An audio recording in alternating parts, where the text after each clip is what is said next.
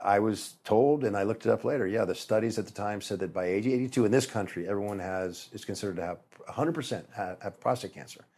Well, let me tell you, I firmly believe that's not going to be the case anymore because we do have interventions. Welcome to this month's episode of the Escape Your Limits podcast. Today, I'm joined by a doctor who has dedicated more than 35 years to redefining what it means to be in optimal health and the lifestyle choices that drive a long and healthy lifespan. In this interview, we take a deep dive into some of the fascinating topics our guest explores in his new book, Cheating Death, the new science of living longer and better. Spoiler alert, we're all going to die. The key is to live well as long as we're on the planet. The better your VO2 max, the better we believe your life is going to be in terms of longevity and health. Don't get too big, be strong, and be lean. It's very individualized. If you read the label on every supplement jar, you'd be taking all of them. Affectionately named the Longevity Doctor, please join me in welcoming Dr. Rand McClain to the Escape Your Limits podcast. Dr. Rand, thank you for inviting me to your, what do you call it? Is it a studio? No, it's my office. Your office? Yeah. And I must say, you're the most jacked kind of doctor in a white coat that I've seen. Well, that's nice to say. I'm sure there are others out there. I can think of some of the old guys we were talking about earlier. I shouldn't say old, I don't mean it that way. Guys that have been around the block. Dr. Elkins, who's a cardiologist, who huge for the longest time. He's still a big guy. He's a cardiologist. And yeah, I don't know necessarily there are too many others. But, well, nice of you to say. I hope I represent the athletes to some degree. You do? Yeah. Were you a bodybuilder at any point? I've never been a bodybuilder. I pretended for a couple days back when I lived in New York because I wanted to date this one gal who was one. We lasted one day as, we're going to do a posing routine together, and that was all I needed. Got to where I needed to go with that. So I've only, sorry for the pun, posed as a bodybuilder once in my life. But no, I've always been involved in weightlifting though, because it's such a great adjunct to really any sport. Back in the day when, remember, I'm older, I'll say at 61, and weightlifting is going to stunt your growth. Remember? Well, maybe you don't remember, but I mean, some of the wildest claims about weightlifting. And I used to sneak out of my house at night to go work out at a local gym because I was convinced it helped. We all want to look better. I mean, bodybuilder or not, you can say, yeah, all of us are bodybuilding, right? For the aesthetic look of it. But I even in college, I noticed a direct correlation between my pull downs, back then I was doing behind the neck, and my 50 time. I mean, strength plus flexibility equals speed. So weightlifting's always been a part of my life, but no, never a bodybuilder. Was it more for sport that you were attracted to that way of training? Wow. It's hard to say because as far back as I can remember, I've been doing athletic stuff. We got to enjoy the outdoors where I grew up in Florida. So, you're out all day doing stuff. And yeah, starting with the sand weights, remember those? The sand and covered with plastic. Oh, the plastic ones, yeah. That's my first weight set, actually, a red set we had. Right? You remember that you had to separate them and then screw them on and all that stuff? But I can remember, I just think it was probably the Charles Atlas cartoon that got you, sure, I want to look like Hercules. But then the challenge, okay, I got 50 of those today. Let me see if I can get 100. Back then it was, how many you could get. We had no concept. I'm talking about, I got my first sand weight set at 11. But no, then it was definitely about athletics. And I mean, why not? It was something you could do off season, when you didn't want to be in the pool or on the track anymore. So, yeah. We talked off camera about some of the bodybuilders from the area and reminiscing, I guess. But were there any people back in your day? Did you follow like the bodybuilders, or were there any people that you sort of looked up to and sort of inspired you, would you say? The popular ones, the obvious ones, like Schwarzenegger was, he was such a leader to bring, bodybuilding to the fore, obviously. And of course, I'm forgetting his name now, but the first real Hercules that we all admired. Oh, right? Was it Reg Park? Well, Reg was built the same way, right? Yeah, no, but I'm thinking of not Johnny Weissmuller, sorry. He was the original Tarzan, but I'm thinking of, he used to room with Mark Lamb. Oh, come on, the Hercules that everyone knows in Hollywood. I'll think of his name, I don't think of it. But, you look at that, yeah, I want to look like that guy, right? And be able to, you're young, so you think, and I can lift, so many stones because I'm that size and, all the stuff that comes with it. But, yeah, I mean, who didn't know Schwarzenegger back then? He even made it, he brought bodybuilding to Wild World of Sport. You remember that show? I don't know. Oh, well, it was a very popular show here on a Sunday. I think 2 p.m. or something, you could see things from across the globe. I think that was one of their the statements they made. They brought, downhill skiing, whatever it was that was popular. And to bring bodybuilding back then into the wild world of sports realm, that was pretty impressive. So, yeah. And, of course, those were the days of Franco Columbu and some others that became, I'm not going to say household names, but, the legends of bodybuilders that we all talk about now, right? It's funny because we're mainly here as a result of your book, Cheating Death.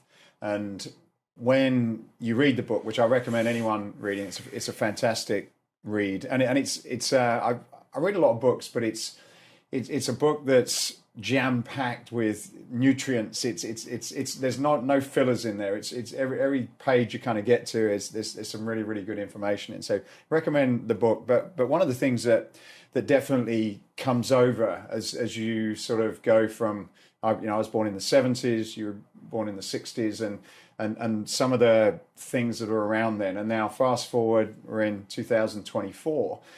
And a lot of the research that we have now, we didn't have all of those years ago. It's quite funny how there's a lot of similarities. You talk about strength training and some of the nutrition principles and everything. It's a coincidence probably, but it seems funny that everything's gone full circle in some respects. What are your thoughts about that? Well, it's true, and largely because oftentimes there's no one way to do it, right? So I would say one thing about the gymnasium and bodybuilders is that they are, people like to joke, oh, they're all science projects, but the good part of that is they're really harsh critics. Either works or it doesn't. If they can lift more weight, power lifters, because they've been doing this routine and this nutrition pattern, whatever it might be, then it catches on because it works, right? So, yeah, you can go off and get into some of the esoteric stuff. You make a new discovery, or you think you made a new discovery, because that's the way science works, right? No matter what era you started in, I know it covered when, remember, broccoli was always good for you. I said, Grandma, and then, all of a sudden you read in the Wall Street Journal of all places, broccoli is bad for you somehow, and then, oh, no, it's good for you again. And then they talk about components, which, I'm getting a little bit off page here, but the vegetables, the fruits and vegetables have certain mechanisms to keep insects from eating, right? Well, those are toxins to them. It might be somewhat toxic to us, but not as a whole, right? So you have one scientist that finds, there's something really bad for you in broccoli, not right? Broccoli, the other one, Brussels sprouts. Right, whatever it is. Well, another cruciferous vegetable, right? And so, yeah, like you said, it comes full circle and you go, okay, yeah, it's in there, but it doesn't mean it's bad for you per se. Salt is one of my favorites because, remember, forever salt was bad for you. Try and be any sort of endurance athlete and not almost live on salt, right? Because you're sweating all the time. You need some salt to retain the water. And anyway.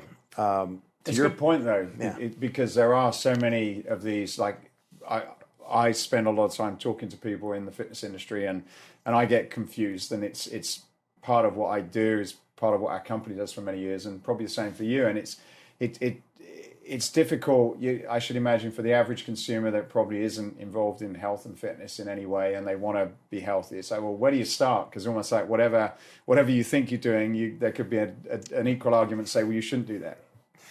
Well, don't start on social media. This is a pet peeve of mine because you've got influencers out there, specifically I'm referring to, who will tell you that there's one way or this is the right way, implying that.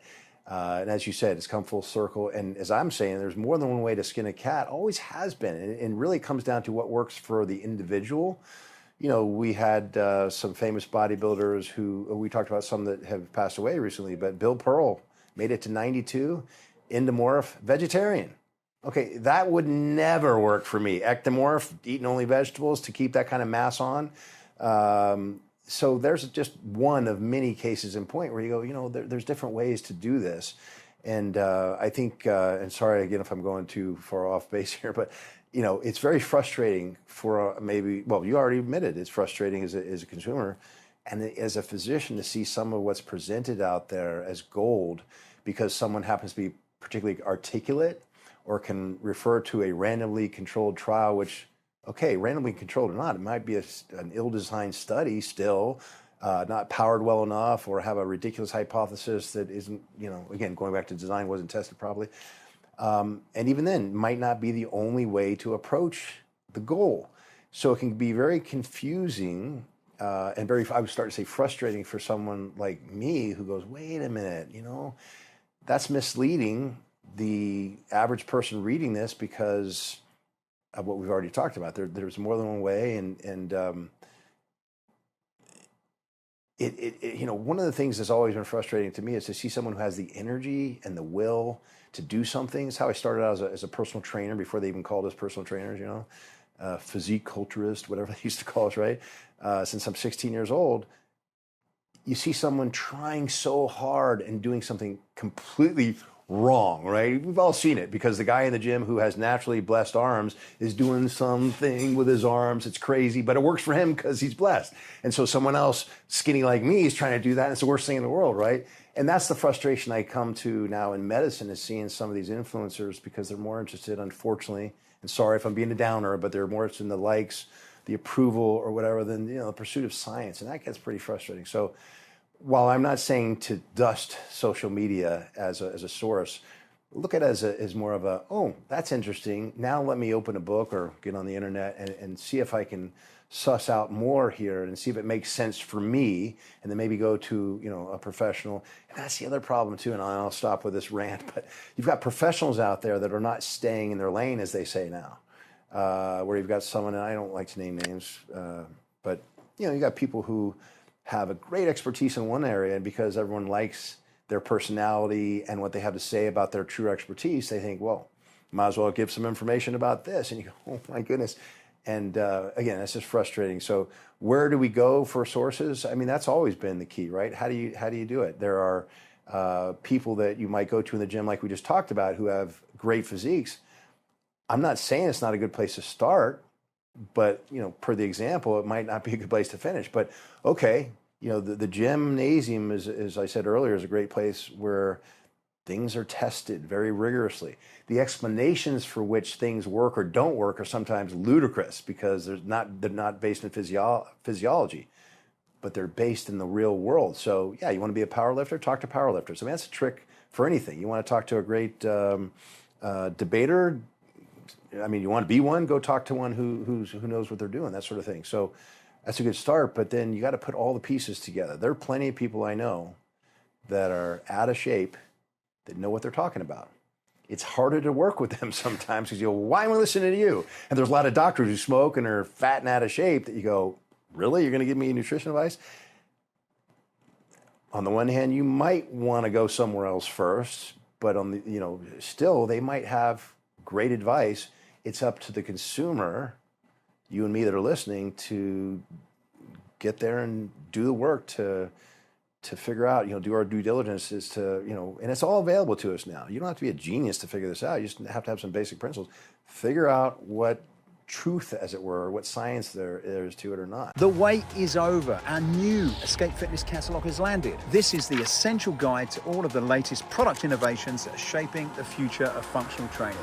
Bigger and better than ever, this year's catalogue is 190 pages, jam-packed with everything from eye-catching, bespoke functional training frames to some of the latest strength training equipment. So sign up today to receive the digital version today. So what are you waiting for? Go to escapefitness.com now. Well, we interviewed a gentleman called John Jaquish, and he was talking about genetic outliers and how they are really what people tend to follow. And it's like, yeah, you're following this guy. He's carrying a thing of protein. He's jacked. He can look at a weight and he's going to get into that position. And then we kind of blindly follow these diets and everything that they do. And it took me a long time. Like even when I started bodybuilding as a kid, 16, I kind of genuinely thought, until I was about 21, I genuinely thought I could look like that. I didn't realize that genetics and muscle lengths and things were no matter how much. You chose the wrong parents, did you? Right. That's right. But it's something as simple as that. Nobody kind of explains that to you, do they? It's like, well, yeah. And why would they? Because those are the people that are gaining from it. And yeah, absolutely. You've got this idea, and unfortunately, I live in a place that perpetuates it.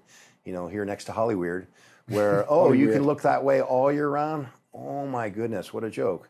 I mean, we talked about Schwarzenegger earlier. He didn't look like that all year round. Neither did Franco. Now, they were genetically blessed, definitely.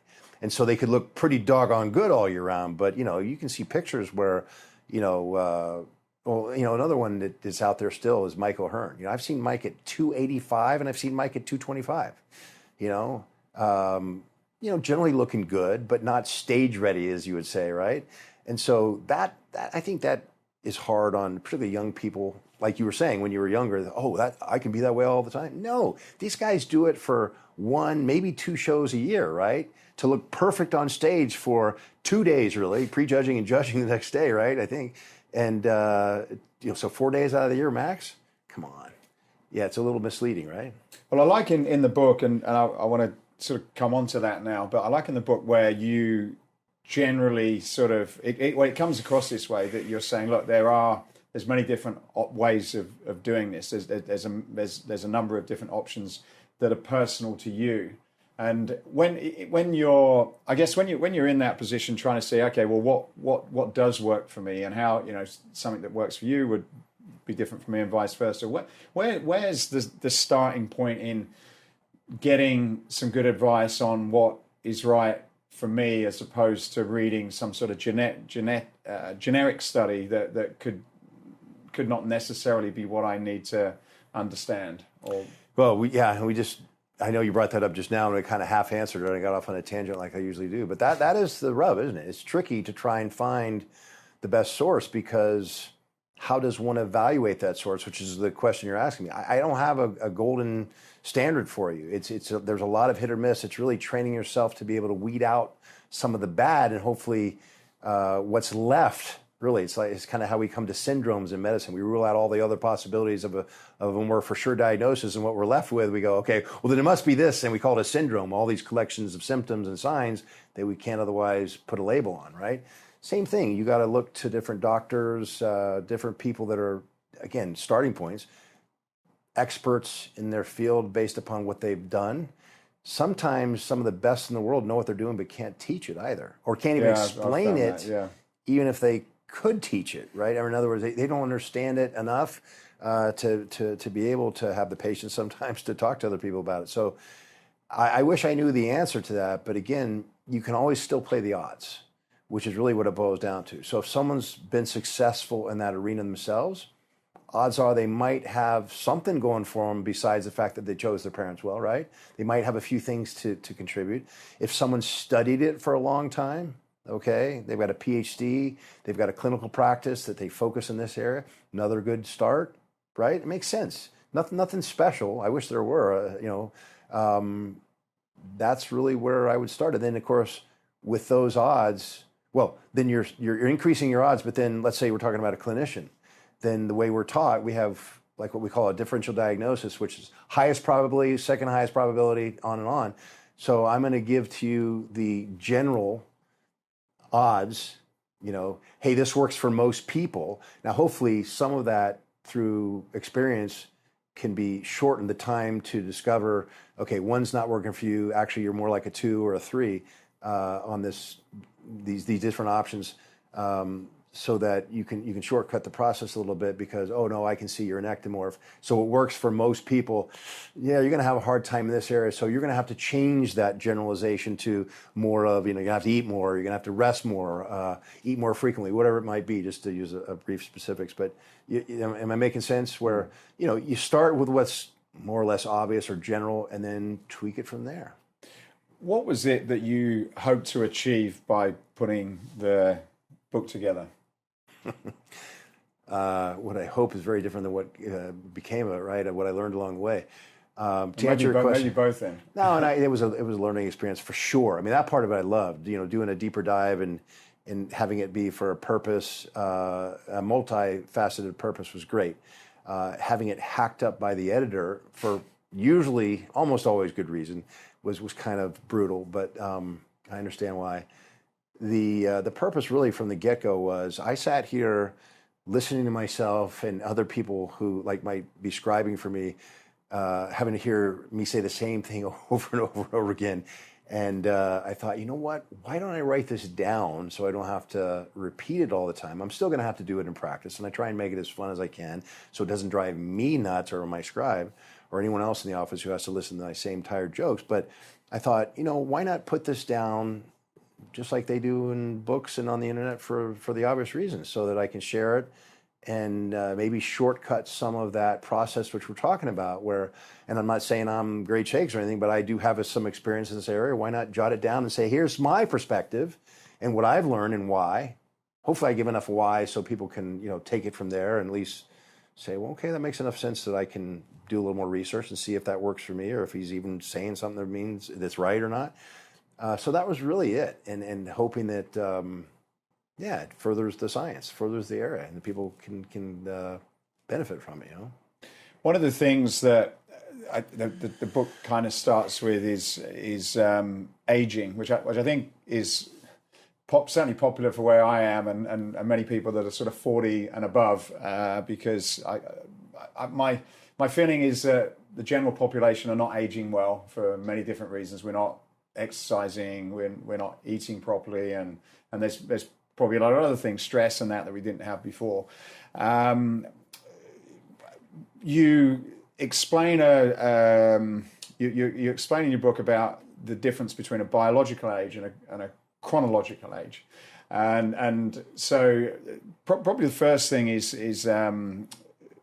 your view on why is it important to explain what both of those mean, and then why was it important for you to distinguish between the two? Chronological age is simple. That's our concept of time and how long you've been on the planet according to the way we judge time. Biological age is more a factor of what is typical in terms of function and other markers that we can use to judge age, okay,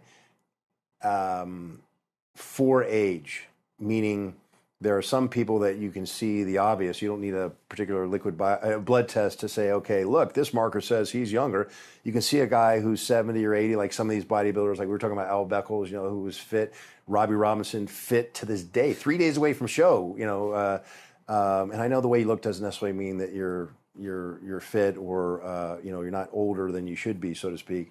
But, we can look at people that function well, too, and go, wow, that person's 70, but moves like he's 30, right? That's the obvious, and that's what we're after, right? I mean, we're all, spoiler alert, we're all going to die. The key is to live well as long as we're on the planet and hopefully extend that time period, right? As long as we're healthy, most people would say, right? Very rarely, I've never heard anybody tell me, give me more years, no matter what. It's always, only if I'm still, I still got my mental processes and I can still function. So the idea is to go back in time in that regard, as it were. And that's where biological age measurements come in. And that's really very subjective still, but we have some good science showing some correlation between those that end up living longer and probably healthily, more to the point, living without disease for longer, because what we've found so far with people that live a long time, what we generally refer to as the centenarians, they die of the same things we do.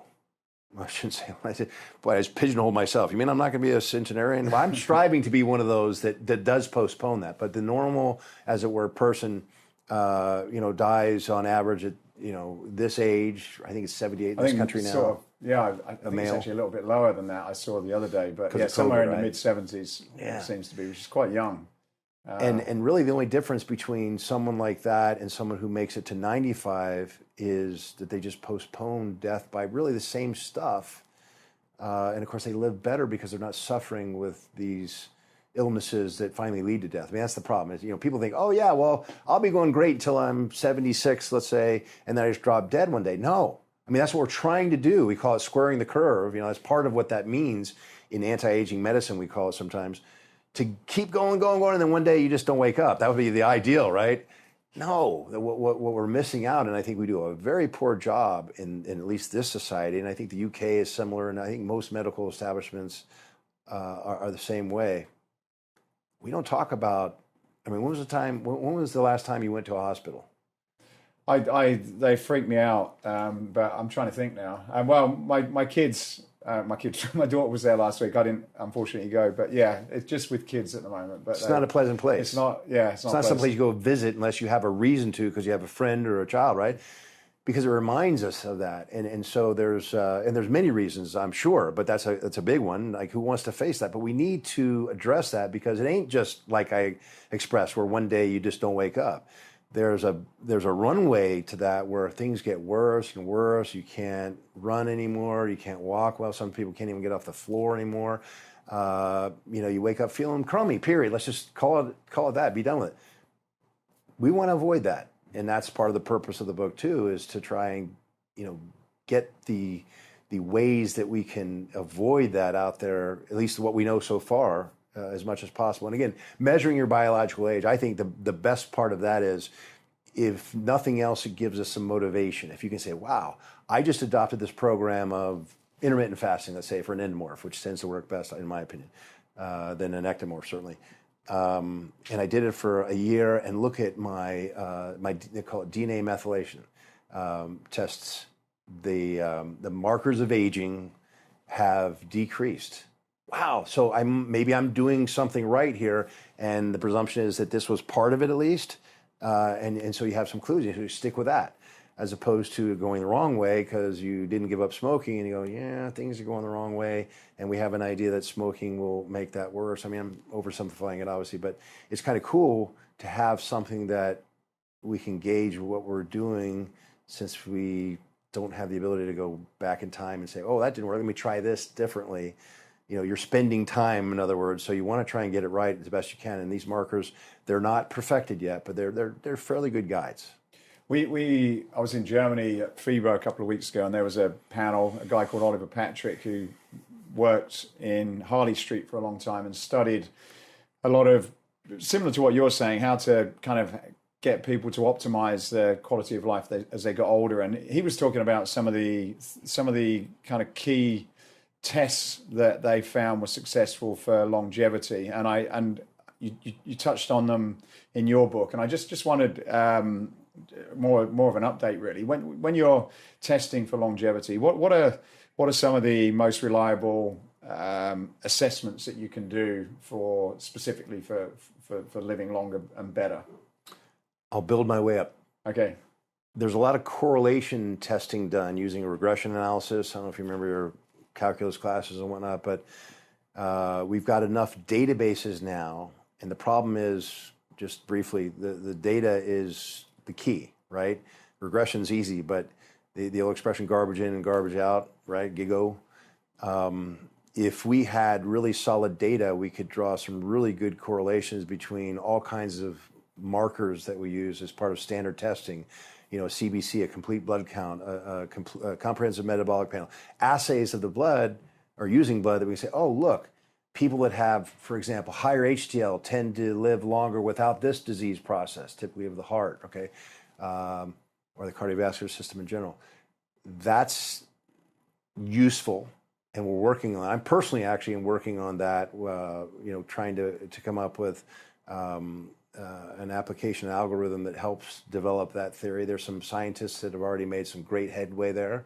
The second, or the next up from that, I would say we've got some pretty good correlation with just a simple analysis of your telomere length. That one might not end up being as fruitful as we expected. The one key there is differentiating between longer telomeres because you're healthier. You want me to explain what a telomere is? Yeah, let's do it. Okay, Yeah, so a telomere is, the classic example is they call it an aglet, the end of a shoelace. That little plastic thing that keeps it from fraying. Every time the cell replicates, that aglet gets a little smaller, and a little smaller. And when it gets too small, the cell can't replicate anymore. So you want more replications, because as the cell senesces, you want a nice fresh replacement to come on through there. So you don't want to burn through that end cap, as it were, of the shoelace for as long as possible. The problem with that is that cancer also has longer telomeres. So it may end up being a good assessment when we can tease out the difference between longer telomeres from cancer versus longer telomeres from good health.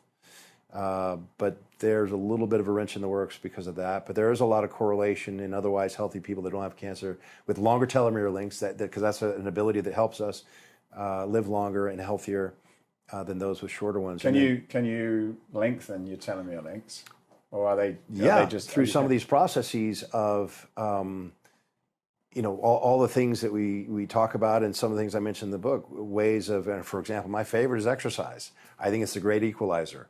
Getting enough sleep, things that are regenerative in nature if done properly. We've shown that, well, there's telomerase that can help with telomere lengthening, and so we even got some supplements. I think probably the most famous is TA65, which is purported to increase your telomerase and therefore help lengthen and certainly slow down the process of telomere shortening. So again, it goes back to that whole thing about biological markers. This is just one that we think has some pretty good science behind it so far, but we'll see. By far, maybe that's a little too dramatic, but by far, the better or the best of them all is DNA methylation. So when you've got the genes, right, and you've got an epigenome, we call and I always botch this because I try and make it something that I can explain in the vernacular, but there's some crossover in the science and it gets confusing. So that's where my editors came in handy too. But there's certain areas of the epigenome, for example, that can be methylated or not. Okay, it's not necessarily a bad thing for a gene to be methylated. It's just which ones do you want to be methylated and which ones not. But by looking at the DNA methylation of various humans' genes, right, we can correlate that with certain disease states or not, certain functions that are being performed properly in the body the way we want them to or not. And with that, we can come up with a pretty good idea of biological age. I think using DNA methylation, if I'm up to date recently, I think we can come up with, I could take your cells without knowing your age and come up to within like a year and a half of your chronological age based upon, again, different algorithms that are useful for this. But again, we can use that same information and say, wait a minute, this guy's 54, but according to this, we would guess he's 74. Oops, got to do some changing here, okay? And you can, again, as evidenced by the change in the DNA, the methylation or not of the DNA, you can find out, oh yeah, this is working for you or not, whatever it is you want to adopt. One of the things I was reading was VO2 max and muscle mass. Where does that play a part? Big part. Yeah, these are simple things that, Yeah, we can get into the semantics that I either screwed up recently right now with that or not. And the points are harder to get across, but this is so simple. VO2 max, the ability of your body to uptake and utilize oxygen is easily measured and actually pretty easily estimated.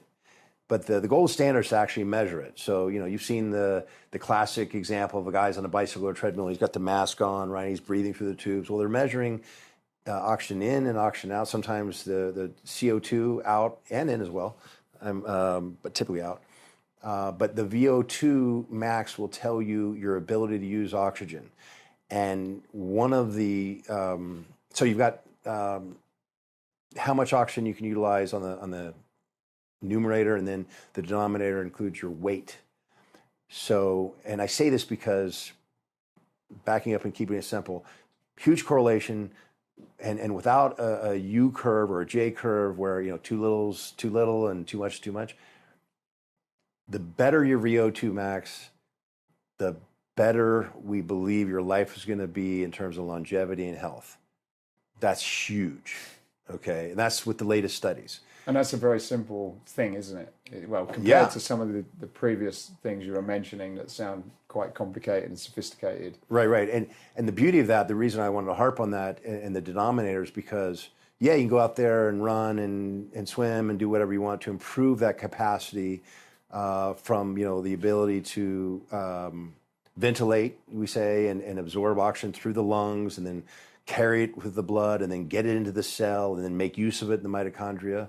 That's one way that's more complicated and worth developing, I don't hesitate to add. But losing weight, okay, this is one of my theories. I don't think I even mentioned in the book, but if you look at many of the centenarians, I would say most, they're not big people. I remember my good friend Scott Schaefer was in the gym and he was picking up, he's 315 pounds at the time. He's picking up some huge weights. And Lou Ferrigno, who's obviously been around the block in terms of muscle mass, is now down to a much more svelte, really good looking, healthy looking weight. Still, Lou, he's still a relatively good guy. He's good. Scott, what are you doing? He says, I'm looking for the 200s or whatever it was, He says, why? What? He says, well, I'm trying to get bigger. He says, Scott, how many big old people do you know? And that's true. How many centenarians are big? I think it's a major thing to consider because it does come into play. Now, what may sound contradictory to that is muscle mass is also associated with better longevity, and that makes sense. But there's going to be, that's going to be part of that J or S curve, if for no other reason that what I just said, how it affects your VO2 max, right? Do you know how, when I had this chat with Dr. Gabrielle Lyon about this, like, is there an idea about how much muscle mass is good? Like how big, how much is it? The simple answer is yes, there's an idea, but there's no one place that we know of. Like BMI would actually come into play usefully for once, in an assessment like that, because that's just basically height and weight, right?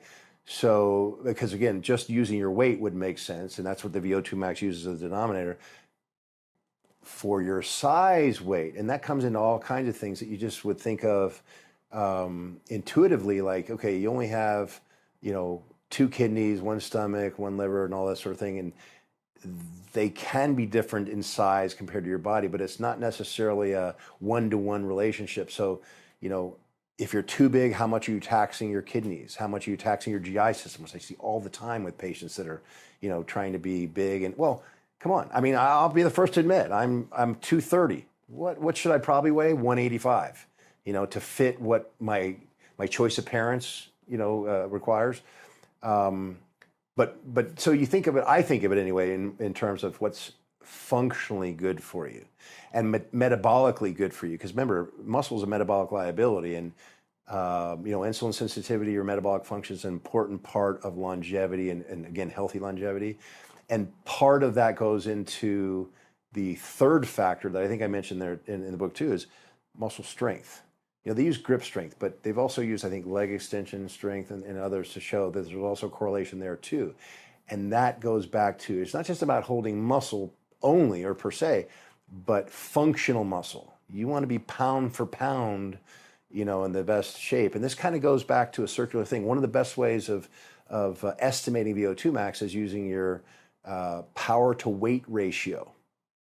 So the concepts do interlink if you think about it. And it really comes down to, hey, don't get too big, be strong, and be lean. Right? I mean, if I had to generalize. Yeah. Do you have a, like, what would that, like, if you have to think of an action hero or something, like, would it be kind of like more Spider-Man than sort of, like, what is it? Is it like the sort of U.S.C. type of fighter look where you're muscular, lean? How would you? Yeah, or sprinter, or, if you want to use Sprinter, Hollywood, yeah. I always say, I think the new look coming these days is really what was of old, just the Charles Bronson look. He was well muscled, but still didn't look like and I'm not saying this in a mean way, but doesn't look like a freak. People don't go, oh, wow, you must be a bodybuilder. No, he looked like a normal human being until he took his shirt off and you go, oh, guy's dice, he's fit. I think that's where we're heading back to. If you talk about full circle, like we started earlier in the conversation, right? Yeah. What about mobility? One of the things I've heard is that's also a useful measurement.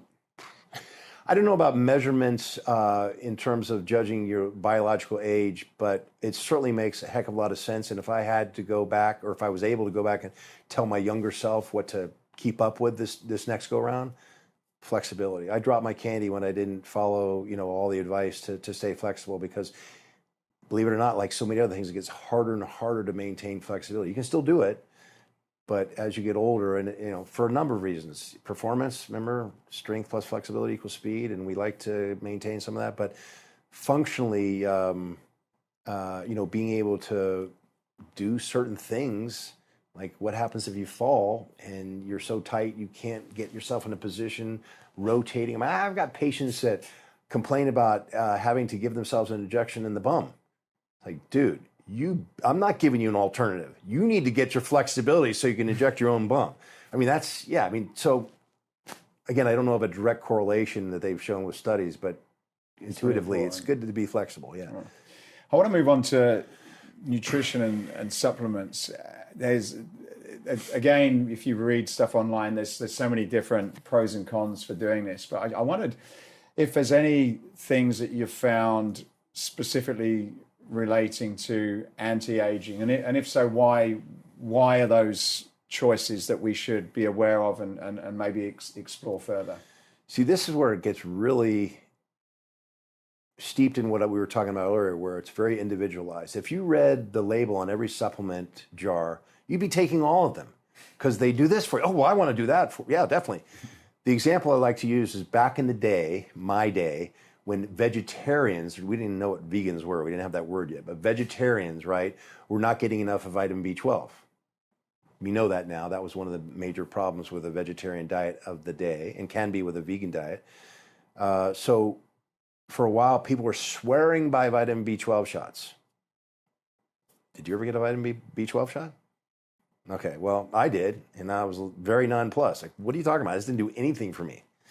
Because I got plenty of B12 from my diet to begin with.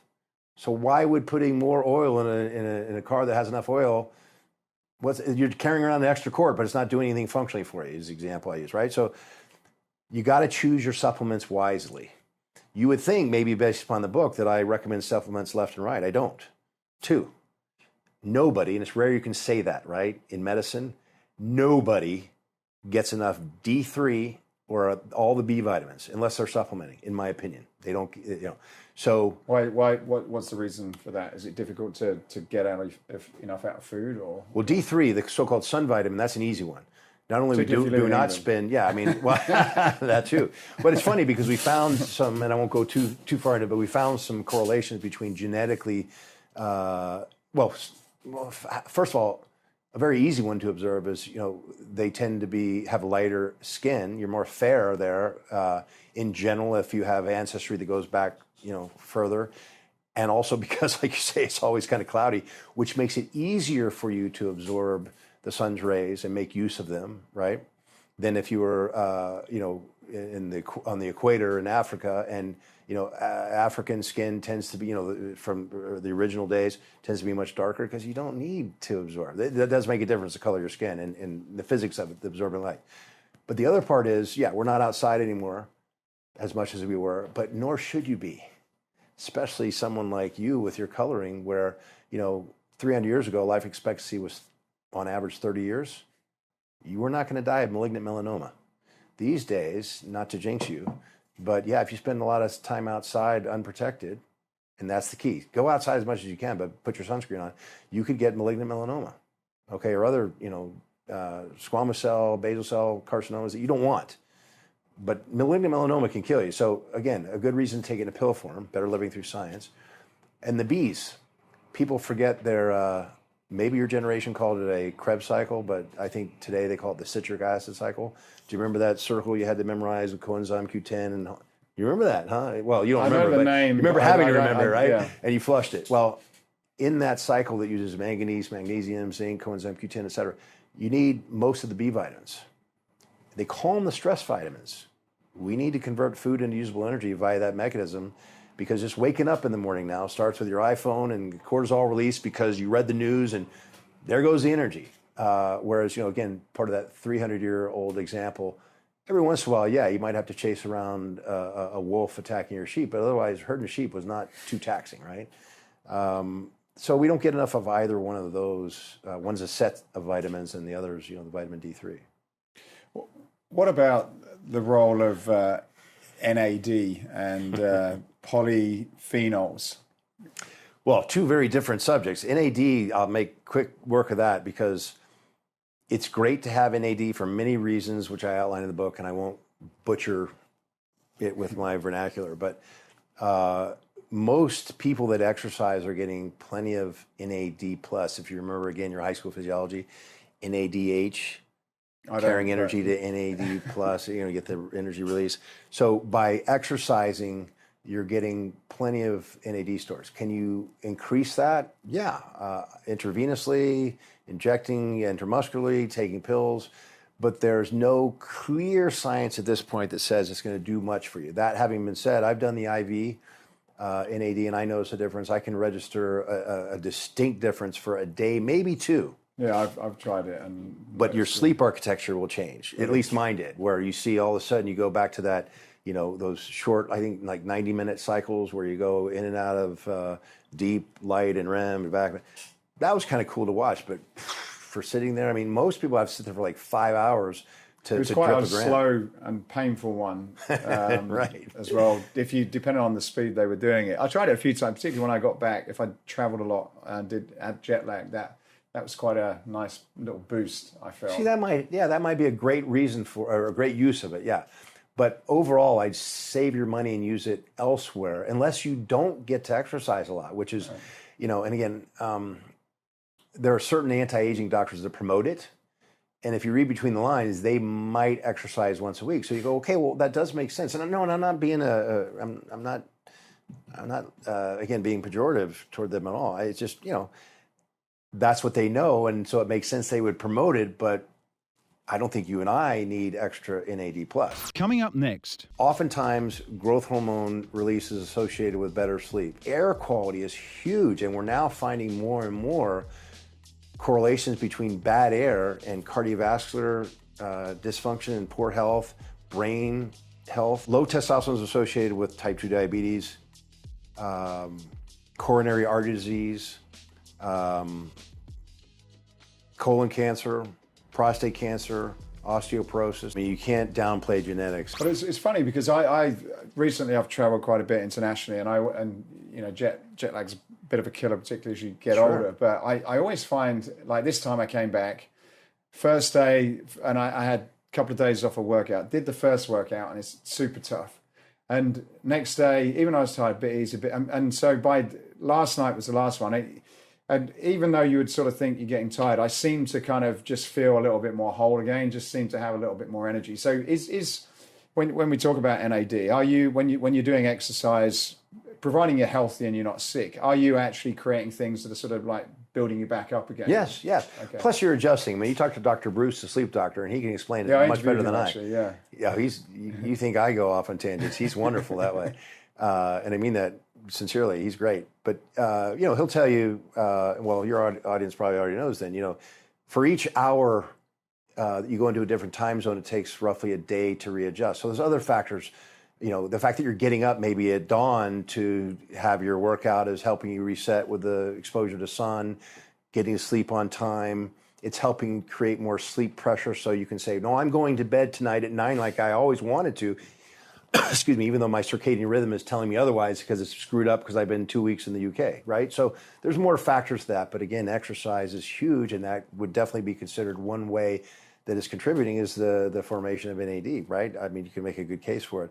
As far as the polyphenols, that's a whole nother area where you're talking about these molecules that have so many benefits. We can't get our arms around it just yet, but everything from anti-inflammatory, antioxidant, anti-cancer, which is a big one. Can't say enough about polyphenols. I think we need to dig deeper into those, just like we need to dig deeper into peptides to suss out the distinction between, say, a polyphenol like curcumin. And when I say polyphenol, remember, that's a broad category. Sub to that, or, just to give you one, flavonoids, isoflavonoids. Those are subcategories. So again, we got a lot of delineating to do there, but, curcumin is great as an anti-inflammatory and also anti-cancer, particularly pancreatic. But EGCG, which is found in green tea extract, I don't think you're going to see much direct anti-inflammatory effect, but particularly useful as an anti-cancer drug. And anyone who looks at that, from our generation perhaps, and goes, "Oh, come on, man, you're talking about herbs." Somebody, out of the movie, Sleeper with Woody Allen, one of those old timey health food store owners would make claims like that. Look it up. put in EGCG or green tea extract in cancer, you'll get millions of hits. And at the top of that list will be, top 3 will be probably Sloan Kettering talking about, yeah, we can show that it does help fight cancer. Wow. So do you personally then recommend or choose any particular polyphenols, or are there anything, like I mentioned with the supplements, anything that people should probably go out and search for themselves, or were those 2 that you mentioned, green tea and? Well, again, these are these are just, I picked a couple of the polyphenols. It goes back to individual. I don't think you're asking me personally, but I'm happy to share. I mean, well, for a lot of my patients like me, curcumin's on the list for sure. Who doesn't have niggles from that injury and that injury? I mean, come on. So anti-inflammatory effect without having to damage your GI or your kidneys with an NSAID is like gold. And if it has extra benefit against cancer, all the better. It also, by the way, curcumin can help, as we say, thin the blood, make it so you're less likely to clot. So that's almost a no-brainer for a lot of athletes, right? Because of those effects. You have to take most studies. My favorite is the one that used Mariva, the Thorne product, which is well, in the United States, I don't know if they're overseas or not, but it's a family-run company, very high-quality stuff. 1 gram twice a day is all you need. And if someone's been taking Advil, in my experience, a couple times a day for something, within a couple weeks, they go, yeah, I don't need to do that anymore. Now, you can't take it like an Advil. Oh, I've got a headache coming. I'll take an extra gram of curcumin. It doesn't work that way. But overall reduction in inflammation, it's fantastic. Sleep. We mentioned sleep. You put a lot of importance on it. I see. Is that an Oura ring you're wearing as well? It is. You got one as well. Yeah. Now I'm a terrible sleeper, but I was watching a podcast with you on last night talking about how the extremely negative effects of not getting good sleep as well. Like it's not just you feel crappy; it has serious health benefits. I understand. So what do you found as strategies for enhancing or improving sleep hygiene, particularly for people that kind of wake up every couple of hours in the middle of the night and don't get enough deep sleep? Very individualized, of course, again, but there's some general concepts to follow. I mean, you mentioned sleep hygiene. That's a concept right there. There's a whole slew of things that are considered, important for sleep hygiene, such as, winding down at the end of the day. Turn off the emails if they're inciting, we'll call it excitement, if not frustration, because, you get a work email or whatever. Even exciting shows, for example, on the television. Some people, although this has been discounted a bit, will say, you got to reduce the lighting. And so, no blue lights, no screens past a certain hour because it'll affect your timing of going to bed. You mentioned, waking up every couple hours. That's typically more difficult, more common that I found, at least in my practice, than having trouble falling asleep. Having trouble falling asleep is often just a matter of realizing, oh, yeah, I do have coffee at 5. Probably shouldn't do that anymore. 5 p.m., I'm saying, if you're working a typical day schedule. Exercising too late, and again, everyone's different. Some people can have coffee and go to bed. Some people can exercise late, and it helps them fall asleep. But not staying asleep is more of a common problem, and that can be anything from trying to eliminate the reasons for the rumination that occurs, right? You wake up, and as soon as you have the energy to start worrying again, you do. Yeah, last night I did. I was like 2 o'clock. It always seems to be, for me, it's like 12 to 4. And then at 4, I'm kind of like, and just these blocks, and I can almost set my alarm by it. It's crazy. And I hope to kind of start thinking about just relaxing thoughts, so I don't, because once I get a bit of a chain in my head, then I'm off. Like everything's going, I'm awake for like half an hour just thinking about stuff. Well, so. May I use you then as an example? Yeah, go. I mean, that's all the detail I need. So if you're someone like that who then, again, has the energy again to start going through what you need to do, write it down. It sounds overly simplified, but try it. In the light of day, 2 things happen. You look at your list and you go, really? I needed to be up thinking about that, whether it's when you're 20 and you're thinking about making the car payment, they'll come by, Well, before they even come by, they'll send me a few love notes asking for the payment, right? And so I'm worried about my car payment, right? Or later in life, telling off your boss. Well, okay, you're pissed, and one day you probably will tell them off, but it's not going to be tomorrow morning. So why'd you have that on your list? And otherwise, it's just, oh, okay, I have that on my list. I don't have to. I call it RAM memory for the brain.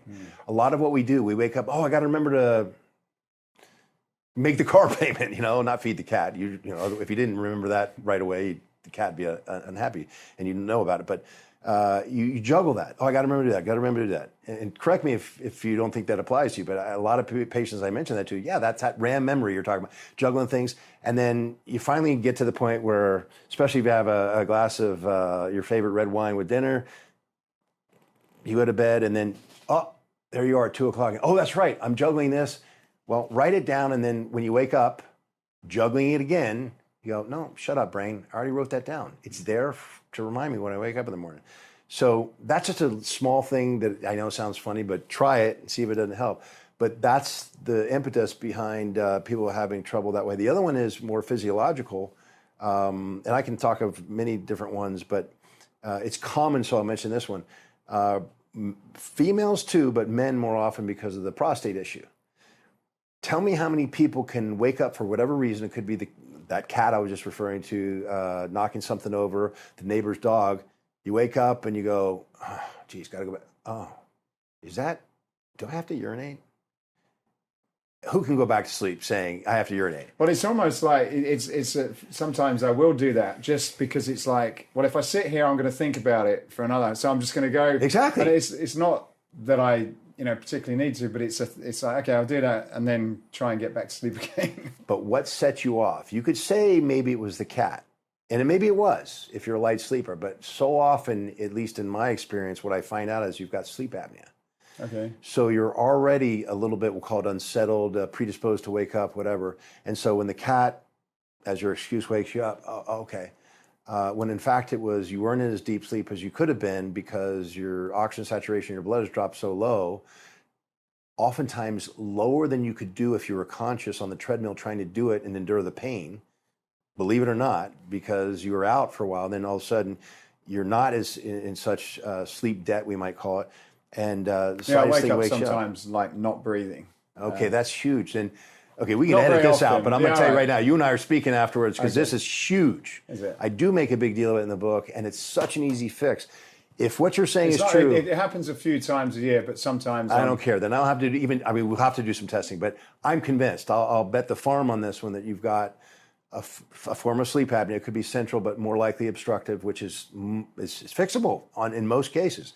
Certainly addressable to improve, and that's what's setting it off. And then, of course, I mean, think about it. If you didn't have something like that waking you up, do you remember when you were 16 and you wake up after 9 hours in bed? You had to run to the bathroom and wonder, how the heck could I have slept through that? I have to pee, I have to urinate like a racehorse, we used to say, right?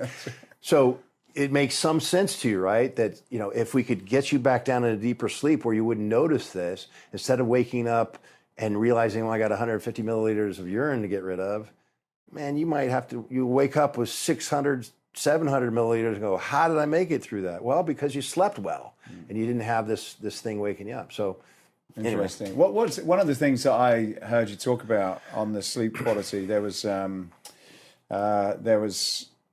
wrote it down here. Ibutamorin. Is that what it's called? Yeah, ibutamorin is what we call a peptidomimetic. It works like a peptide, but it's not one. A lot of people know it as MK677, and you're going to hear, if you look it up now, you might see LUM 201, because it's being groomed by the FDA process to be used for pediatric short stature syndrome. It works great. It tells your pituitary to make more growth hormone, essentially. Does it help you with, I heard you talking about it specifically in terms of deep sleep. Well, I was going to get, so oftentimes growth hormone release is associated with better sleep. Chicken or egg might be argued because most of your growth hormone is released in deep sleep during a 24-hour period. But people that use some of these growth hormone secretagogues, particularly one called Samorlin, which used to be called Jarrett. It was one of the first ones we developed. Dr. Richard Walker and company It's now off trademark and freely available. But some people who are particularly sensitive will say, I can't take the dose you asked me to because I wake up and I'm exhausted. And of course, there are those of us, I'll count myself in your camp, that would say, please bring that on. I mean, I would love that. And that's why they made espresso. So make it through the night and then have a couple of shots of espresso and let's get going here. But yeah, it can facilitate sleep, and ibutamoren does do that. Unfortunately, well, it does it through a different mechanism. Sermorelin, I mentioned earlier, works through growth hormone releasing hormone. It's an analog, so it acts the same way. Ibutamoren works through this pathway called ghrelin. So one of the side effects can be, particularly if a longer sleep latency period, we call it, so it takes longer to fall asleep, is if it takes you like more than half an hour, it makes you hungry. It's that same mechanism for those that smoke marijuana. They call it the munchies. Yeah. And so you want to take it right at bedtime so you sleep through it. But some people also say, oh my God, with that, I get better sleep too. Okay. But it's kind of not something you would recommend specifically for sleep. I would choose Sermorelin over ibutamoren for sleep. Okay. Yeah. And is that like an injector? Is that a peptide? Is that? That's a peptide. Right. Ibutamoren is the only one I can think of that's a GH secretagogue that's not a peptide. It's, like I said, a peptidomimetic, but it's beautiful in the sense that because of that, it's a pill. You can leave it by your bedside. Okay. You don't have to wake up, or not wake up, but think, oh my God, I go back downstairs and get it out of the fridge. You don't have to explain it to people. What's that vial you got in your mouth? You know, is there any side effects to that? Other than the hunger, some people will complain of water retention, I find. Which usually dissipates. I'm not convinced it's from the ibutamoren itself so much as that's one of the side effects of growth hormone in general. And because ibutamoren works so well for growth hormone release, I think other than testosterone, which is another, I'll call it a derivative, something similar to Sermorelin, there's nothing that works as well. I think not only from what I've seen in practice, but what I've read in studies. So in other words, you can retain sodium, and therefore, while you are typically absorbing water into the cell, which is why some people attribute it to muscle mass increase, because muscle is largely water, right? They go, oh yeah, see, it puts muscle on. It may, and it's been shown to contribute to muscle, but because you're hydrating muscle, are you calling it, new muscle? But anyway, so you've got some water in the cell, but you've also got some extracellular water that you have to deal with, but it usually dissipates. Hot and cold therapy. What's your thoughts on that? How does it contribute to immune? Yeah. Oh, for immune system. So just overall health, really. Yeah. I mean, just try it. I mean, if you feel better with something and you're not robbing Peter to pay Paul, I'd put it on your pro list, right? I mean, why not? You're not robbing Peter to pay Paul. I mean, you could if you spent 3 hours in the sauna or you spent way too much time in the cold and got hypothermia, but done properly. Typically, like with cold therapy, you're going to get a noradrenaline release, which tends to perk you up. And so it's almost like, even though you're releasing noradrenaline, there's other effects that, it's that easy energy, right? Like after you've been skiing all day and you sit next to the fire, kind of like, I still got some energy here, but I'm calm. Not the best analogy, because after a day of skiing, you're probably going to fall asleep next to the fire. But you know what I'm saying. It's a calm energy. But you're releasing, believe it or not, they're called heat shock proteins, even though it's from the cold. And this applies to the heat too. But and both of them, despite what you might think initially, are improving blood flow. Initially with the cold, you're constricting blood vessels. But why do you get the red cheeks? Because your body says, whoops, we got to compensate for this, and opens up, dilates those capillaries and whatnot. Obviously, from the get-go with the heat, you're moving blood, You can get your heart rate into, say, a zone 2 level without having to exercise. I would argue exercise is better, but what about people who can't? You're still getting that blood flow that's necessary, and the exchange of nutrients and moving out some of the bad things, some of the cytokines you might not want in the area, byproducts of metabolism that you won't want. So, I mean, just think of that from a basic standpoint. It's a no-brainer. And how expensive is it? I mean, yeah, if you go to cryotherapy, I mean, that thing, I'll never make up my money on that $250,000 plus machine. But how about, for $159.99 on Amazon, get an ice maker and put 6 pounds or whatever it might be in your bathtub. You got your cryotherapy right there. What are there any other sort of innovative treatments that you've seen that you think have been transformative in the potential for aging? So I can't say enough about exercise and sleep, and then I'd give nutrition there, in the top three. But I'd say distant for most of us that are doing the other things, distant to exercise and sleep. One thing I didn't mention, I don't think I did in the book, is air quality. I have my excuses as to why I didn't make it in the book, but people talk about nutrition as being so important. When you boil down all the data to what's really important, what makes a greater effect, you eat, okay, in the old days, 3 square was, the norm, 3 meals. Okay, what do you do every minute? Maybe as few as 8 to 16 or more times. Breathe. The air quality is huge, and we're now finding more and more correlations between bad air and cardiovascular dysfunction and poor health, brain health. The pollutants lodge, even things like little pieces of microplastic, little pieces of what would be, a tire from the road, takes all that romanticism out of jumping in the car with the roof off and driving into the sunset. So air quality is huge.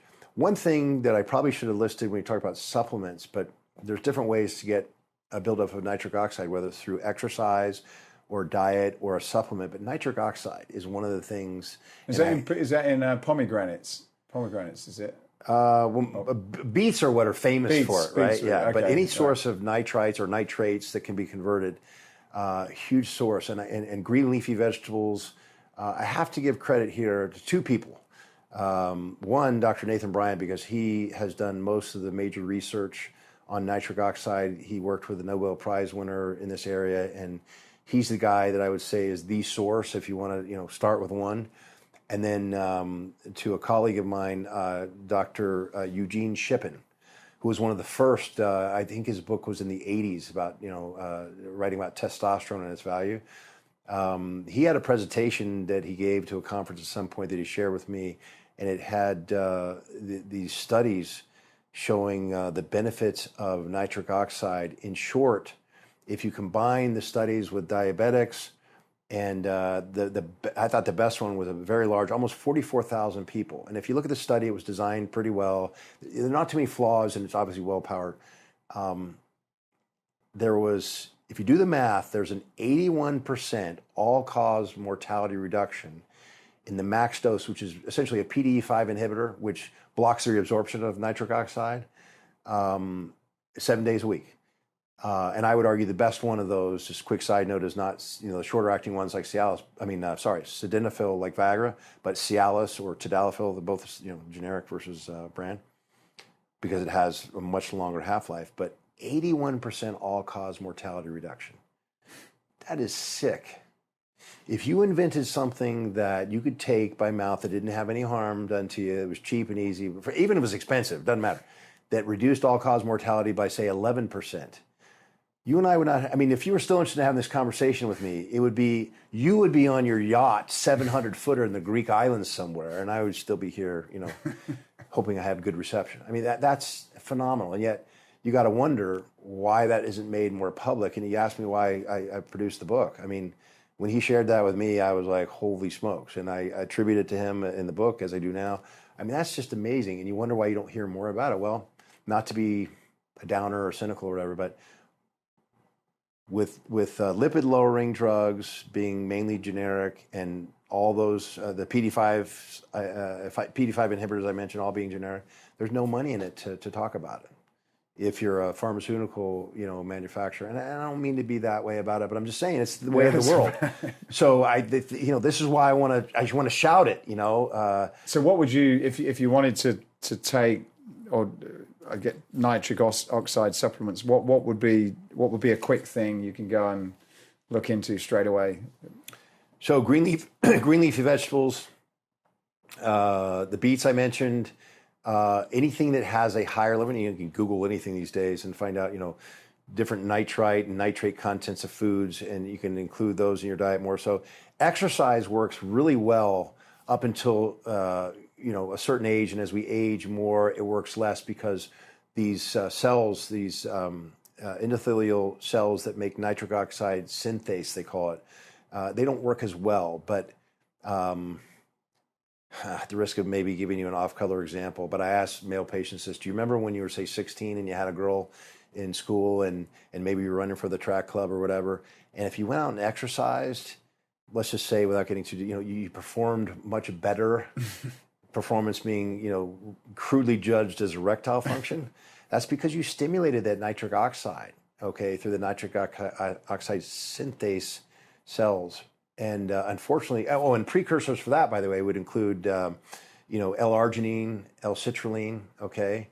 But those don't work as well, we find, as we get older, because that mechanism doesn't work as we age. It tends to break down. So your sources via food are much better as we age. And when I say age, I mean, like your age and beyond, I would argue, for sure. So would you have like beet juices or something like that? Yeah. Then? Okay. And there are, if you can't stand beets, there's plenty of other options. But if you like that, I mean, that has a high concentration. But if you prefer a supplement, again, L-arginine and L-citrulline would not be your best. I'm not saying exercise still won't help, but it may not be your best option.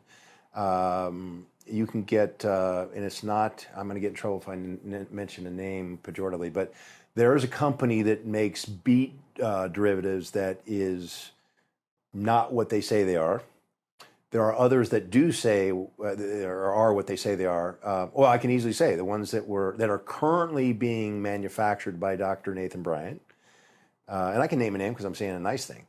NO2U, so those letters and that number, that's one that's like a stick pack. I might even have one here. No, where you can pour it into a glass, and that way you don't have to eat beets if you don't like them. And he's got a tablet now, a lozenge that has the ingredient in it. So it's basically sodium nitrite. And by the way, so maybe it's in your head right now. I can't tell by looking at your eyes. But wait a minute, nitrites are bad for you. No. This is a perfect example of where you got some weird science and maybe some misinformation out there. Nitrites are a great source of eventually, becoming nitric oxide in the body, as long as, that's another thing. Don't use a strong mouthwash like Listerine, because the bacteria in the mouth are needed to start the process of breaking down nitrites and nitrates into something that can be used to make nitric oxide in the body.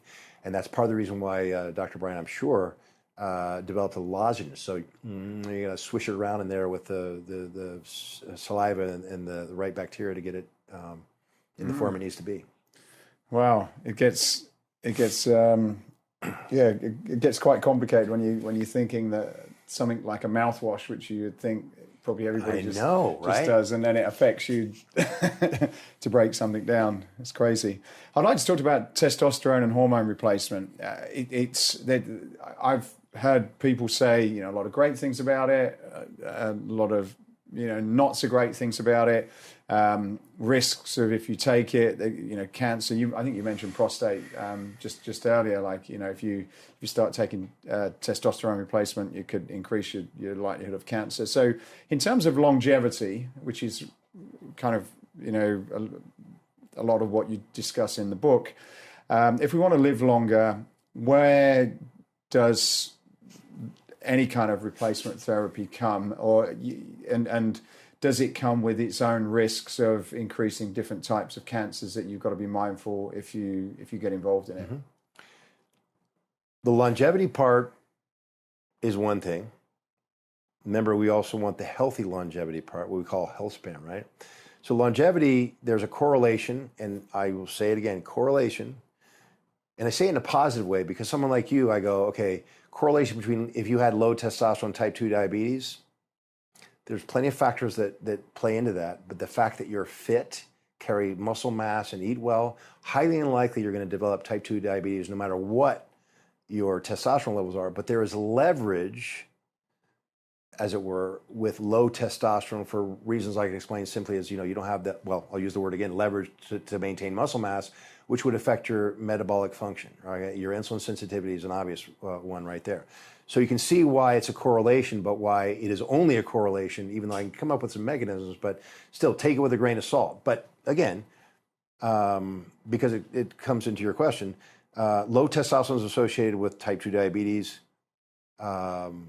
coronary artery disease, colon cancer, prostate cancer, osteoporosis. There's 5 right there, all of which are concerns. And when you, because as you say that, I'm thinking about another interview I did in a study. Is it a direct, is it that people that have low testosterone probably don't work out, probably have unhealthy diets, and some of that could almost be almost like this kind of sort of self-perpetuating kind of cycle of, they don't work out, they don't exercise, and it goes on like that, and which is why they're getting associated with it, or is it independent? Well, there's the rub. That's why I'm careful to say, it's a correlation, because we don't have enough, even though, we've been studying this since 1942, and there's a lot of good research from the 1950s even that I can refer to, where you go, well, God, why did it take us so long to make this part of the mainstream? But, for a lot of these, we have to have generations before we can say, oh, yeah, see, we've got, 6 generations. That's really not that many if you think about it, because we're talking about life extension here, right? Not, oh, I just got rid of that cold, which only took, 7 to 10 days. So the data and the experiment, as it were, takes a while to finish. But if we can look at it, though, broken up into various diseases like that, there's plenty of science behind it. What I always say is a good start when someone, is coming from what was in our era of, what I call a propaganda at this point, certainly misinformation against testosterone replacement therapy, is an international consensus published eventually in the Mayo Clinic proceedings in 2016, headed by Abraham Morgenthaler, who is associated with Harvard. He wrote the book Testosterone for Life. He's been one of the spearheading doctors in, along with some of the others like Dr. Lipschultz and Dr. Shippen I mentioned, but fairly aggressive in going after some of these myths. And anyway, he got together an international consensus of 20 plus other top urologists and andrologists in the world, and sort of ticked off these propaganda points like, oh, it's going to cause you, everything from heart disease to impotence, just crazy stuff.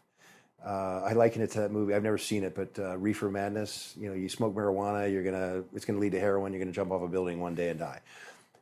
It's really that bad. And he goes through along with his group, and I think he came up with 9 resolutions saying, it's not really based upon a number. It's based upon a patient's signs and symptoms, whether or not to give TRT. It actually is better when you think about it. The heart is a muscle. So why would it be bad? Or I guess better, why? How is it that it promotes coronary artery disease? Leading into kind of what you were saying earlier, well, is there a direct mechanism against or for? Maybe not that we can prove yet, but yeah, people that have more testosterone, you could argue just the fact that they're on replacement therapy, they're more conscientious about their health right there, stop. Or, hey, they're not as likely to sit on the couch all day. They're more likely to exercise. Is that what it is? They're more likely, therefore, to eat better. I mean, you go on and on. But it still remains the same that there isn't a mechanism that's been identified that says, okay, this is going to mess with your heart. And all the observational studies show, no, actually, it helps things. Okay? So, and you can go through, any one number of these things that are, I can call it mythology now. But that's a great starting point, because you're dealing with some of the top docs in the world whose expertise is in this area. And I don't mean to bash anybody. I mean, I'm not a urologist by trade, right? A lot of this was just self-study.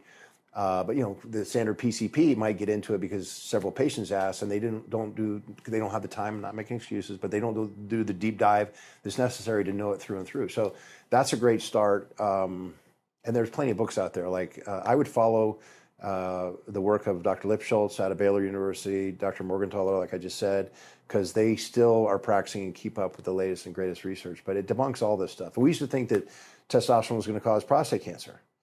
Do you know what that study was based on mainly? No. Well, I think I might have had a conversation, but just go for it again for the benefit of anyone who's listening. Well, okay, my favorite is actually the one that said that if you use testosterone, you're going to get liver cancer. I think this is the right one. And it was an N of 3, 2 of whom should have been excluded. They were using methylated testosterone. So basically it was an N of 1, and after 20 years of use, I think this person came down with liver cancer. And I apologize if I'm not good on the details. I'm 61 and I got too much for my little brain stuffed in there. But the gist of it was, you look back in hindsight and go, really? No one challenged that data over the course of 70 or even 80 years? I mean, it's ridiculous. Just an N of 3, it's out the window. You can't use that. No. And yet we have so many other studies that prove otherwise. One of my favorites was when I first got started. And you may recall when, I think it was 15 years ago or so, every 20 minutes on ESPN, you'd get were you or a loved one injured or get cancer from testosterone replacement therapy? Call, Shyster and Shyster at this number. And I remember my best friend is a personal injury attorney, so who happens to be on TRT, and I'm, Tom, what in the heck is going on here? You see these ads? And I start ranting. Whoa, rant, stop. And I started ranting about, you're on it, it's good for you, this is baloney, they're basing it on. Anyway, he says, it's what we do for a living. They're looking for the brass ring. That's why no doctors are being sued. It's a class action lawsuit. They're suing the pharmaceutical companies because they got the pockets. Anyway, enough of the cynical stuff. What was really interesting, and actually this is where the medical profession, of which I'm part of, deserves a huge spanking. If you look at the studies on which they based these lawsuits, my favorite one to reference was the one at the VA. And they were using testosterone creams, which aren't as effective for males, certainly, as the injectable anyway. And they had these veterans that they gave... Let me just say that the Veterans Administration studies are not the best, because a lot of the patients they select may not be in the best position, and I mean this with all due compassion, okay, to be part of a study. And I'll circle back to the obvious part of that statement, but for other reasons too. Anyway, they'd given them the cream. It's completely underdosed. I mean, ridiculously underdosed. So they went from a total testosterone of 200, okay, they qualified for study with low T, to 300 or 330 nanograms per deciliter. That's your total T. We've known since the 1950s that unless you get up to at least 800 nanograms per deciliter, you're not going to get any results. So completely underdosed to begin with. There was no way to comply. So if they were coming in there and they had low T, but they were also suffering from multiple injuries and needed their pain medication, oh yeah, sure, I'll be a part of the study. And they got their pain medications. Who knows if they ever applied it or not? There was no way to verify that they actually used the treatment, which was underdosed anyway. Here's the kicker. Sorry for the delay. They were all in line for heart catheterization to begin with. They already had heart problems. And the conclusion of the study was, oh yeah, it causes heart problems. Do you think we have a problem there? So this is the kind of misinformation that's been perpetuated since 1942. When my father and a good friend had prostate cancer, and they got over it, but they basically try to reduce your testosterone when you have that. Is that what? And when I spoke, particularly one particular friend, he did quite a bit of research on it, and he actually himself just questioned, was that actually the right thing to do? Why did they cut it? And what are your thoughts on that? Well, I mean, partially. I mean, I think I put it in the book that I had prostate cancer and treated it myself, and it wasn't that way. It was the opposite. We believe now, with science supporting it, that testosterone is beneficial for the prostate. One of the metabolites of testosterone, dihydrotestosterone, can fuel prostate cancer once you have it, because it's very androgenic, amongst other reasons, because androgenicity, if you think about it, testosterone has androgenic effects, doesn't promote it. It protects it. But again, once there, we want to pare down as much as possible the DHT. But what we now believe is certain estrogens, like the same ones that can cause breast cancer in females, for example, 16-alpha hydroxyestrone and 4-hydroxyestrone, we thoroughly believe they cause cancer in women, estrogen-sensitive cancers, but prostate cancer is also an estrogen-sensitive cancer. So, you've got males that maybe drink too much, maybe smoke marijuana too much, any number of reasons where the liver is aromatizing more, even though they're not making that much testosterone even perhaps, but they're making more estrogen than you should have. They're not protecting themselves with, for example, we mentioned earlier, cruciferous vegetables, which contain something called diindolylmethane or indole-3-carbinol, which are kind of interchangeable, but they're staples in cruciferous vegetables that actually prevent the so-called good estrogens from turning into the two bad ones, at least, that I mentioned, and actually take those bad ones even further and make them into good ones. So you got these confluence of different factors that can create it, which aren't because of the testosterone per se, right? And then, okay, well, you have it, and just like, say, growth hormone doesn't cause cancer, but if you have cancer, you don't want to be taking growth hormone is the current, for what seemed like obvious reasons. You're going to make it grow faster. So you see where, you get into this conundrum. It gets very confusing. And then they pull the ripcord, right? And they give you Lupron, and they actually, rely on estrogens to protect you, which is, to me, nuts. And is why I used, more testosterone. I did bury my dihydrotestosterone, and I kept my estrogen to the minimum, and of course, used every avenue possible to keep the estrogen from turning into the bad estrogens. And I'm here, now probably 6 years later, with no evidence of prostate cancer anymore, without surgical intervention or anything else. You were saying that eventually everybody at some point will get prostate cancer. It's just, is that right? Well, that's what they told me in medical school during grand rounds. I remember I was walking to my seat. I was late, and I heard this out of the speaker's mouth. I said, "Excuse me?" Because he said, everyone will have prostate cancer by age 82. And I was tired and ornery from, being a single dad and going to medical school, and I didn't hesitate to say, "Yeah, what? Excuse me." And I was told, and I looked it up later, the studies at the time said that by age 82 in this country, everyone is considered to have 100% have prostate cancer. Well, let me tell you, I firmly believe that's not going to be the case anymore, because we do have interventions. I have a patient, I can't name his name, but had pretty serious a Gleason score, I want to say either 7 or 8. It definitely wasn't the 3 and 3 or anything close to that. It was serious. And we've had him on testosterone replacement therapy for probably 6 or 7 years.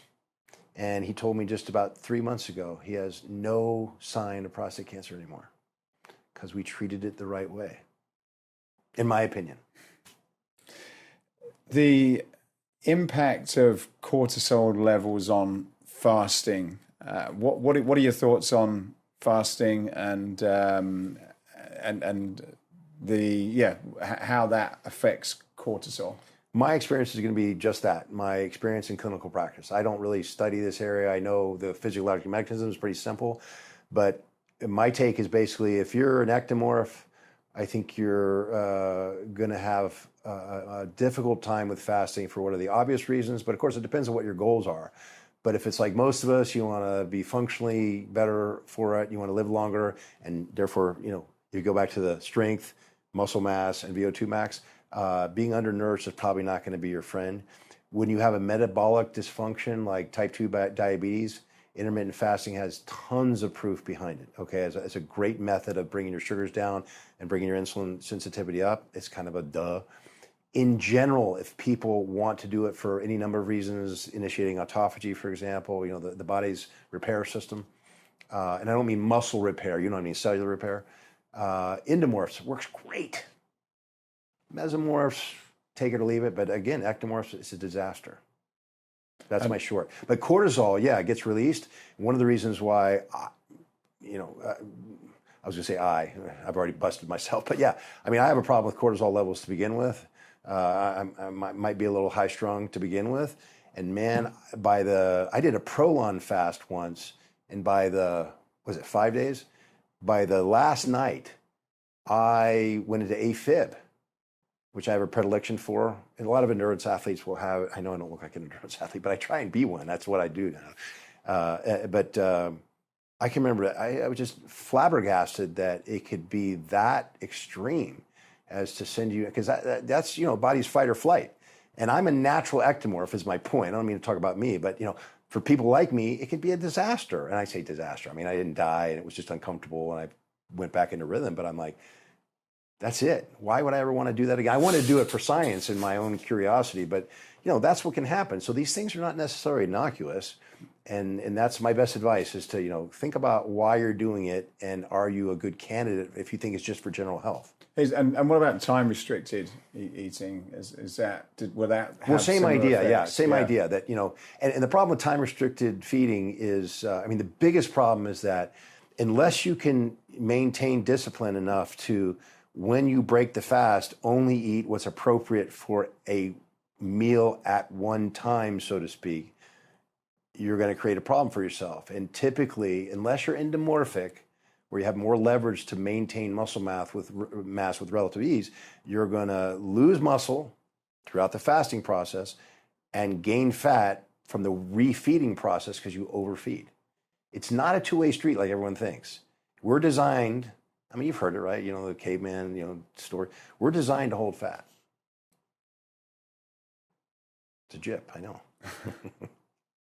Do you think though, back in when we were cave people, we'd eat and fill up and then not eat for a while and then eat and fill up, and is that sort of not kind of similar to partially fasting as opposed to getting up, having breakfast, your 3 meals a day? Absolutely, but and more to my point that well, I'm not sure what your point is, but my first thing would be, and how long did the average person live back then, and how healthily? But for a lot of other reasons, they died. But I'm just kind of throwing that out there, almost as a joke. But I suppose have we evolved to kind of go through those sort of fasting periods quite frequently, and is that more natural than sort of? Well, yeah, but we haven't evolved out of them, is my point. And so your body, then, because of the nature of life back then, we all agree, was to preserve as much as possible.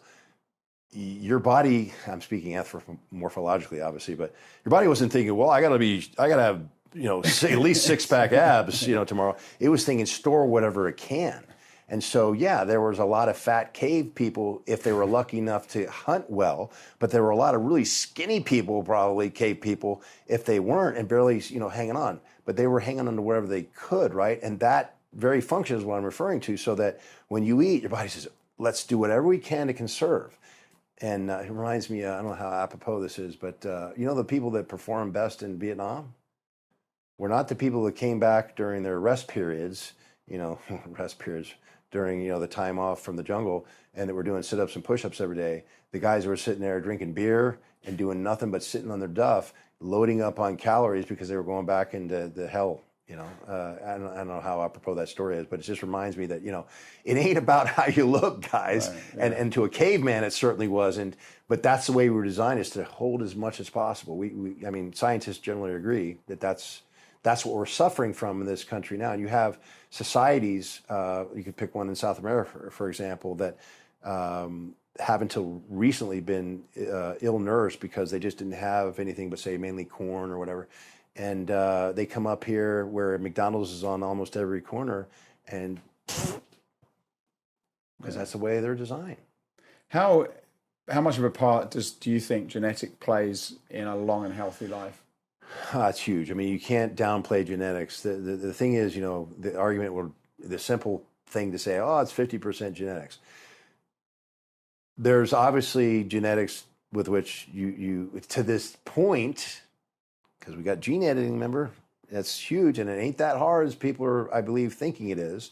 It ain't easy, but it's going to be simpler, I believe, and we're finding it is than we thought. But your genes, you have to. It's like as they say, the hand you've been dealt. You can play the hand better if you know what hand you're dealt, which is a big case that I make for let's get the genome mapped. 10, 15 years ago, I say, who cares? Anything that we found in your genome at that time, who cares? If it was something deadly, you'd be dead by now, right? Or something we can't even control anyway. Now, with gene editing and other treatments, it's worth every penny to get your gene mapped and buy a genome map. But now, when I first did it 15 years ago, it was like 10 grand a pop. Now it's less than $1,000.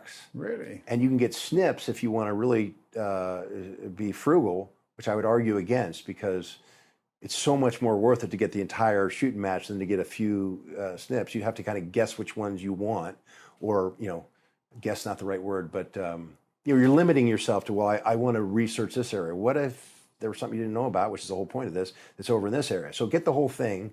So what is happening there? What are they, when you go through one of those tests, then what are they basically doing? Well, they're taking from, all your cells have your somatic cells certainly have a copy of the genes in there. You're not going to be grabbing your red blood cells, but you can, in just a blood draw, completely map your genome. And back in the day, 15 years ago, you'd have to pay a certain amount to go, I think it's 99 deep. So because it's not all perfect, if you just did one pass, you might see some errors that you would mistake for what's truly yours. Now they do several passes, we'll call it, so that you can get sort of a consensus, as it were, statistically, okay, here's what every cell is supposed to look like, even though there's some defects on here. So you get a pretty good representation of what your genome is for, and I said 1,000. I think we work with a group that does it for like, $700. So skip a few nights out with your girl and both get it done and get this information, because now there's a lot we can do with that information. And when you know what's going on, like, I guess, does it freak you out a little bit then, or is there solutions? Well, you run that risk. I mean, if you find out that you had something but there's very few diseases like that where they're going to catch you. And for example, what about Alzheimer's? That gets you later in life. The ApoE gene, whether it's 1, 2, 3, or 4, is a predilection toward it. It's not a death sentence. Huntington's, sorry, but right now, unfortunately, that's pretty much a death sentence. And you don't find out about that into your 30s. Typically, families will know about it because it runs, through the genes. But that would be something where you go, I mean, I would argue, okay, well, it's two-sided. If you know that you're going to start suffering from this very horrible disease, then you might want to go do your bungee jumping now, or something, where that you can have fun before you're afflicted with this, So I hear it, the other people who say, I don't want to know until it's too late. Okay, great. Well, how about balance that against all the other things? For example, just simple things like, say you find out you have a predilection to coronary artery disease. Well, there's certain things we can do to treat yourself to protect or to stop, slow, or reverse that, particularly like with cholesterol medicines. Or if it's hypertension that you can't explain, it's essential hypertension. We have the genome we can use to say, well, this medicine is not going to work for you. Start with this one. Save yourself some time, if nothing else, right? I mean, I could go on and on about, and this is all part of what I think I included a chapter about artificial intelligence, where we can put all this together and come up with a solution much more quickly and much more effectively. So, I mean, if you waste too much time with certain diseases, then you're a SOL. Kind of links into that last one. I was going to ask, future of medicine. Based on your research and experience, what emerging therapies and technologies do you predict will significantly impact how we approach aging and chronic diseases? Who knew? I segued before you did, right? Really the combination of all this stuff. And again, go back to the purpose of disseminating this information. It's really to get everyone to know what, as a consumer, what your options are. As, physicians, we got to get together and, have more collaboration. And we're working on this. A friend of mine, Dr. Gary Michelson, and I think it's the UCLA, and some other groups like the Milken Foundation, they're getting together funding so that instead of the standard course where you get the NIH grants and you have to petition for them, they have to be approved, and typically you're not going to get approved if the study for Alzheimer's cures is based upon plaque in the brain.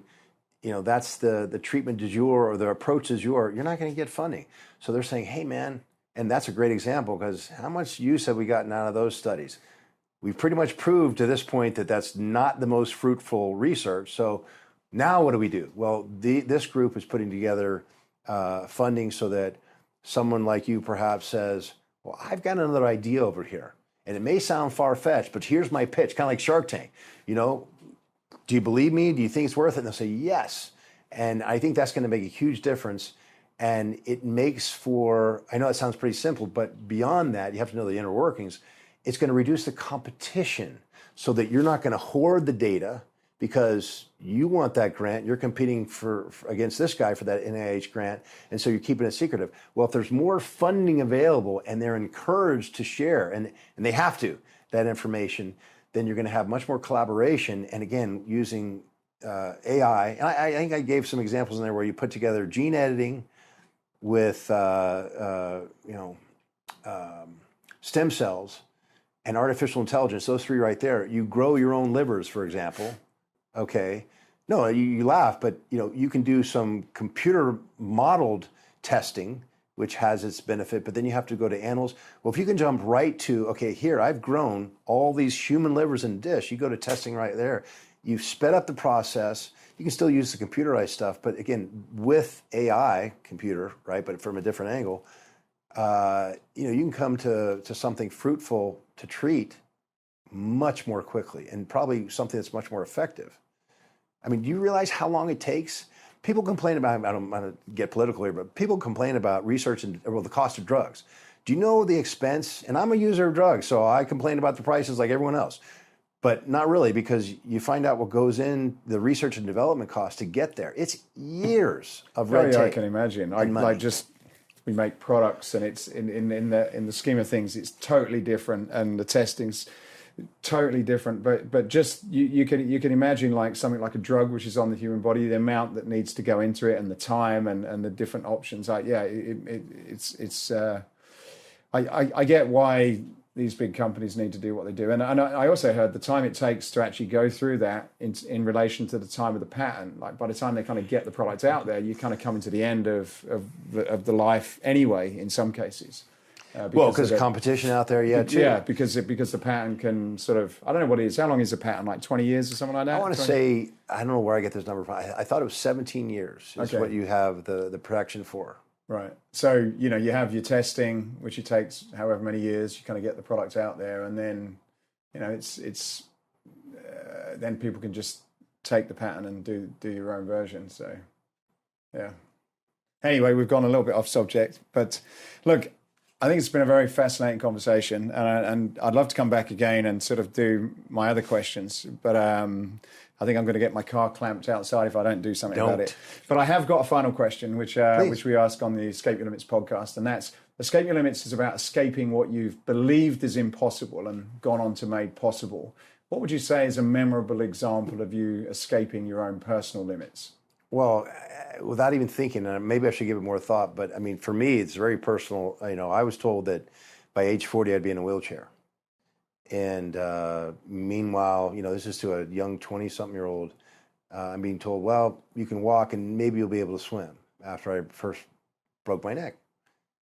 Well, I'm much better for ignoring some initial advice, except for one gentleman, Dr.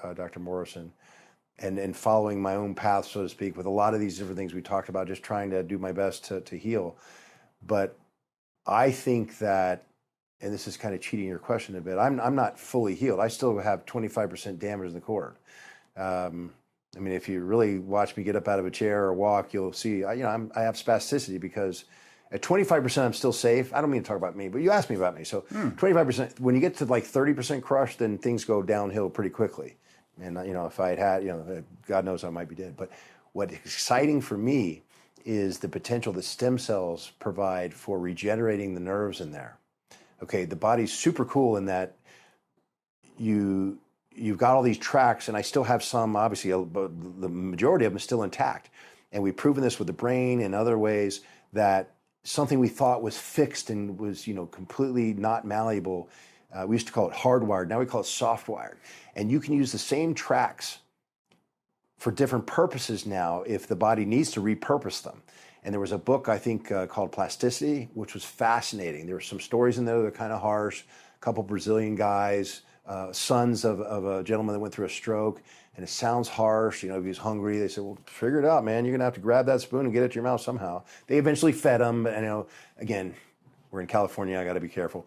But, I mean, it worked. And the guy went from like, okay, this guy's toast, to he's almost 100%. And I mean, I don't say 100% just because I want to be conservative, but in the book, it'll say, I mean, he's back to normal life when he was, it was proposed he was toast. And then there are people that, and this was the cool one, not that it lost their vision later in life, but were born without vision. And you got to look it up. I said the book's name. I think it's called Plasticity, because people are going, oh, he's full of baloney, man. Look it up. And it's part of science where they attach electrodes to the tongue and make a projection. They use, camera on the on glasses they wear, and a person can see, using the projection on the lenses transferred to the tongue. Because of the way the brain works, it is absolutely fascinating. So to answer your question, I'm hopeful. I've already made plenty of gains that I wasn't supposed to make. But the idea of before I die, I mean, just because it'll be a dream come true and fascinating that science got that far, to be able to use stem cells to regenerate all that tissue and retrain those tracks so I get complete function that I had when I was younger back. How cool is that? And we're doing things like that. I think I make an example in the book where some guy, a young guy, 21 years old, I think, paralyzed at the neck, from the neck down. And they gave him stem cells, and he's not 100% because we need to perfect it. And I won't go into the detail of how we can do that, but we're working on it and we have some really good leads. But I mean, from completely all I could do is, move the stick around so I could move my card around, to he was actually lifting some weights, he can type. I mean, come on, that's got to bring some hope and good mood to the environment here, right? Knowing that's being done, it's only going to get better. Rand, thank you so much for your time today. It's been a fascinating conversation. My pleasure. Appreciate your invitation. Thanks for having me. Thank you for listening to this episode. If you've got any value from it whatsoever, then please do us a favor, like, subscribe, tell somebody, and that will help us to be able to continue to do more of these and help you escape your own personal limits. Thanks for listening.